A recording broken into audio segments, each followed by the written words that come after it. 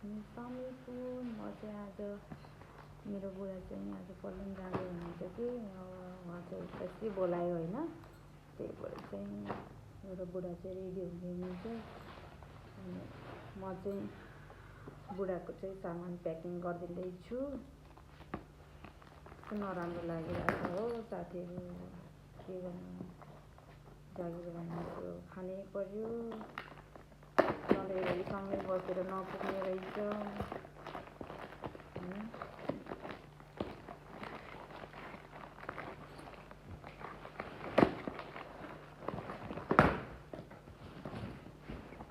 होइन। पहिला चाहिँ कि मेरो बुढा चाहिँ पढाउन जाँदाखेरि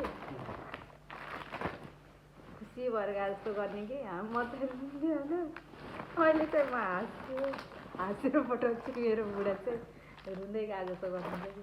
अच्छा ठीक है, समझ गया। भातै नखाइदिने कि जाने बेला त खानै नखाएर त्यस्तो हुन्छ, हुने रहेछ भन्ने मलाई लागिरहेको। टेन्सनै नै होइन हो, बुढो जागिर भन्ने कुरो खाँदै गर्नुपर्छ।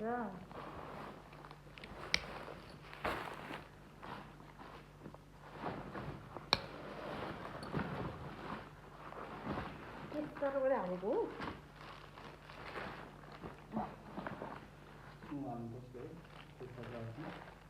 के कपाल?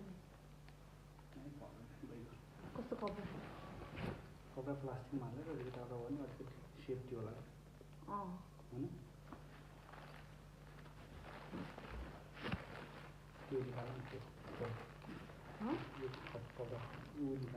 म चाहिँ मेरो बुढाको सामान प्याकिङ गर्नलाई साथीहरू, अनि म देखाउँछु के हाल्दै, धेरै त छैन।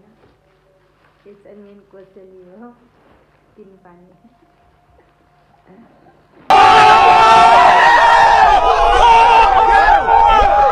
3 पानी पठाउँदैछु म मेरो बुढालाई बस्नुन्जेलसम्मको डोज। यो चाहिँ अचार छ, यसमा टिमुर, लसुन, खुर्सानीको अचार र अनि सिद्राको अचार छ है। कति डिब्बा लागेको? धेरै छ त डिब्बा त। ए बिर्सिदिएको कि मैले गरेको। घिउ पनि छ है साथीहरू यसमा। यसमा चाहिँ घिउ छ, अनि यसमा चाहिँ मकै र भटमास। ताकि चाहिँ मलाई मेरो बुढाले चाहिँ असाध्यै मनपर्छ कि मकै भटमास। अनि चाहिँ यसमा चाहिँ छ चाउचाउ। इन्डियामा चाहिँ राम्रो हुँदैन कि चाउचाउ, त्यही भएर चाहिँ मैले चाहिँ सधैँ पठाइदिनु पर्छ आएको बेलामा।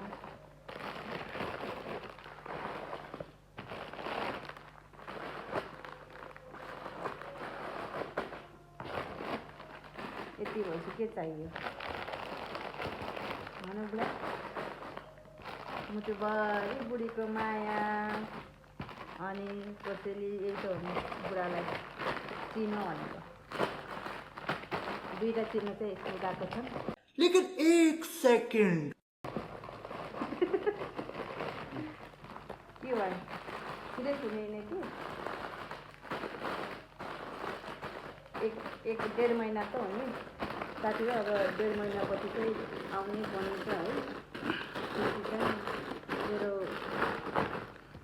बच्चाको अपरेसन छ नि त, ठुलो बच्चाको। त्यही भएर महिना चाहिँ आउनु।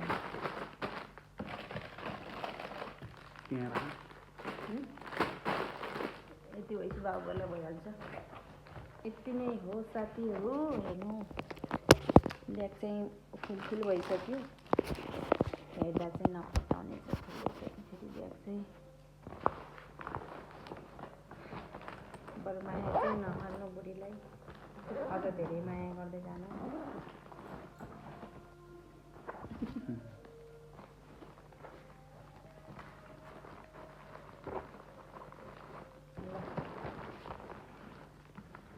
कसैले रेडी भयो, बुढालाई पठाउने। हजुरको ब्याग चाहिँ त्यहाँ छ ल? त्यसैले रेडी भयो। बुढा चाहिँ उता हुनुहुन्छ सामान रेडी गर्दै। बुढा केही भन्नु छ? केही गर्नु छैन, आउने छ डेढ महिनापछि।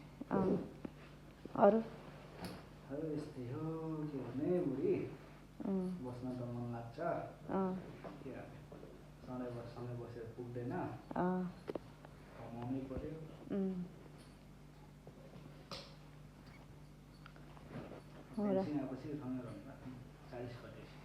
खत्म। 40 कटेसी, त्यो 40 कटेसी त भन्ने मात्रै हो कि होइन। यस्तै हो साथीहरू, के गर्नु, गाह्रो छ। मुटुमाथि ढुङ्गा राखेर बुढालाई चाहिँ पल्टाउनु पठाउनु परेछ। के गर्ने, रुन न हाँस्न, तर हाँसेरै पठाउनु पर्छ है साथीहरू। जे जस्तो भए पनि पहिला चाहिँ लास्टै रुन्थ्यो, म जस्तो रुन्थ्यो त कति होला है। अब चाहिँ के गर्ने, भित्रभित्र रहेर पनि बाहिर हाँस्दै पठाउनु पर्छ। गाह्रो छ नि फौजीको बुढी हुनलाई। राम्रोसँग जानु है, पुरानो जानुपर्छ। अच्छा त्यही त गरेर फेरि सुर्खेतबाट दाइ पनि आउँदै हुन्छ, नम्बरी दाइ। दिदीले बिचरा कसरी पठाउनु भयो है। अनि मैले चाहिँ यसरी पठाउँदैछु हेर्नु दिदी, के नि तपाईँहरूमा उस्तै उस्तै रहेछ। सबैजना साथीहरू, लभेन दिदी बहिनीहरू सबैजनालाई यस्तै हो पीडा होइन। लामो छुट्टीमा आएर परिवारसँग छुट्टी बिताउँछु भन्दाखेरि पनि कहाँ पाइन्छ र भने जस्तो कहाँ हुन्छ र, फेरि बोलाएपछि जानै पर्यो होइन। अब के गर्ने, यस्तै हो।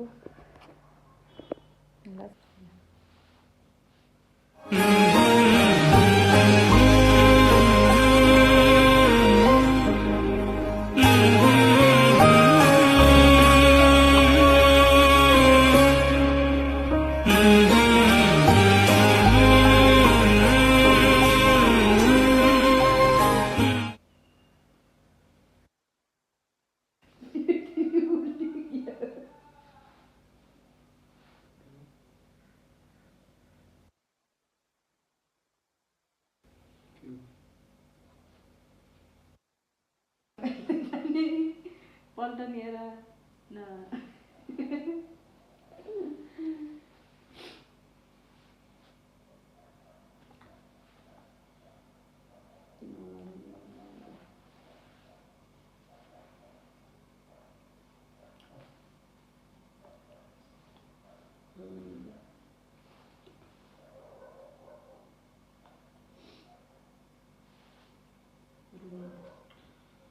मजुबुले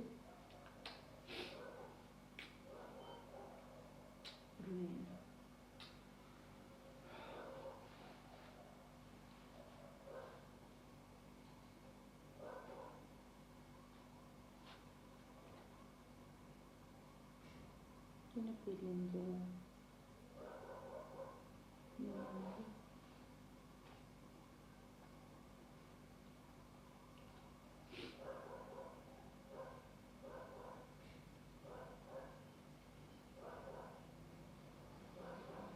किन हल्ला जाँदा अब रुपियाँ पनि बढ्यो, बस्छन् मर्निङमा। त्यसमा कुरो गर्ने होइन, 5 वर्ष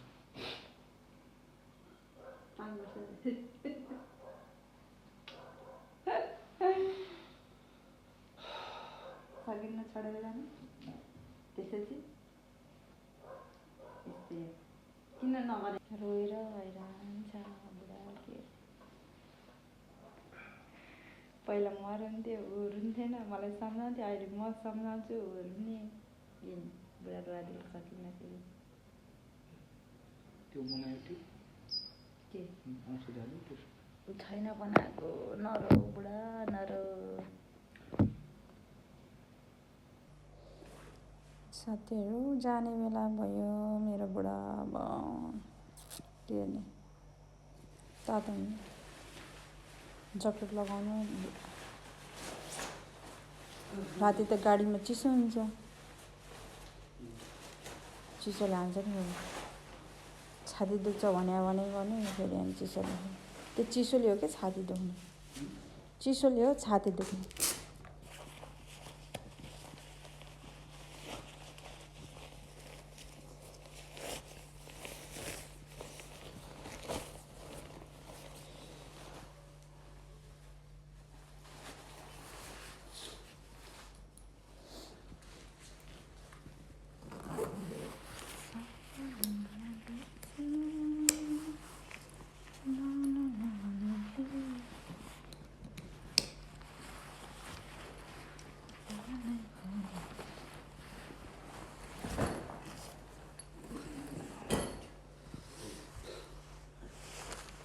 मिलाउनु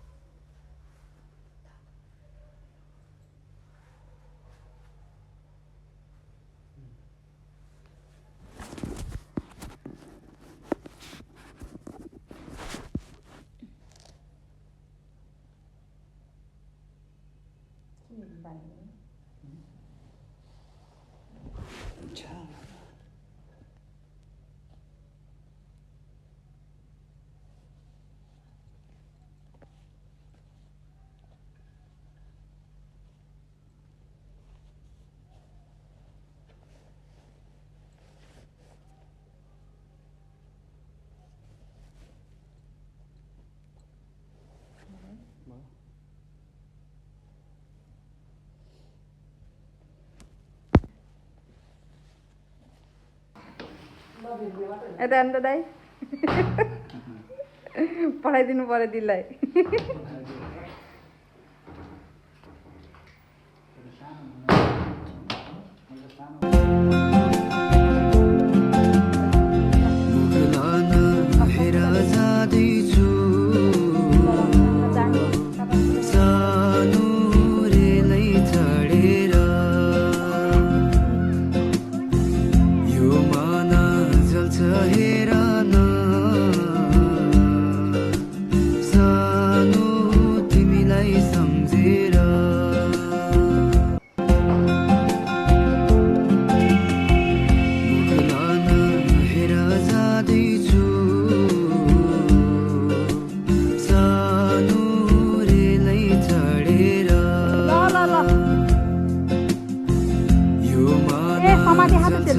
गाडी पछाएर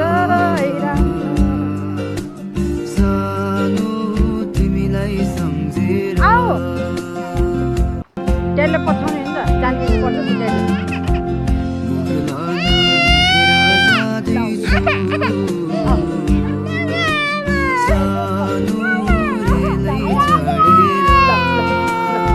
बाई गर्छु ड्याडीलाई बाई गरिदिने हातमा